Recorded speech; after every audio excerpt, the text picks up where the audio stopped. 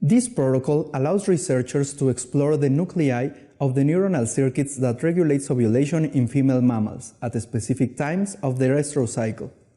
This technique can be adapted to study any process on the regulation of the brain in any species. Also, the cannulas are fabricated in the lab, lowering the overall cost. Demonstrating this procedure will be Montserrat Bolaños-Hurtado, an undergraduate student from my lab.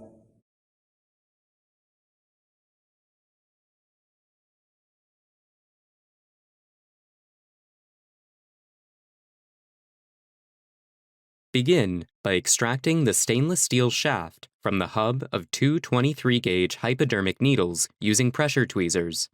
Then remove any remaining glue with a scalpel blade.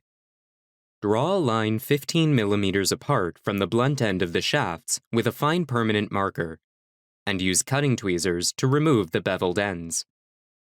Hold the 15 millimeter segments with fine hemostats and press them perpendicularly with a cut-off disc attached to a rotary tool to obtain 14 millimeter segments of tubing. Use moldering clay to attach the two segments to a microscope slide, ensuring that both are at the same horizontal level. Observe the segments through an ocular micrometer and adjust the segments with fine tweezers until the desired distance is obtained. Solder both segments with a single point. Create a support to attach the cannula to the stereotaxic holder by cutting a 10 millimeter segment of resilient 0.3 millimeter stainless steel wire. Use moldering clay to place